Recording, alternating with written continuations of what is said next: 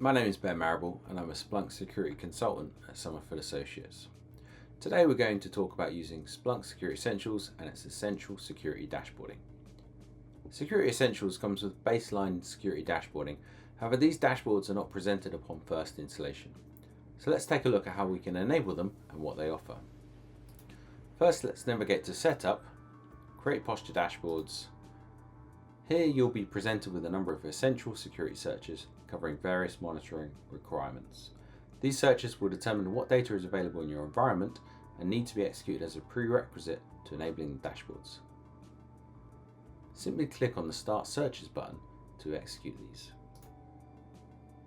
Once complete, you can now select to create posture dashboards.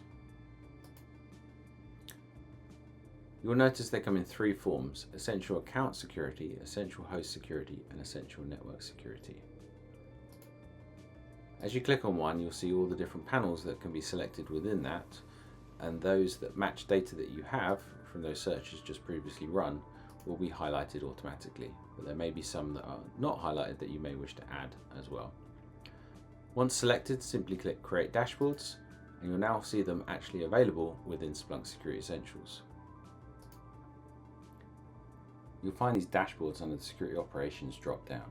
Here we have the Essential Account Security showing top users failing authentication, top sources failing authentication, and users with persistent failed authentication, among other panels that you've selected during the previous step.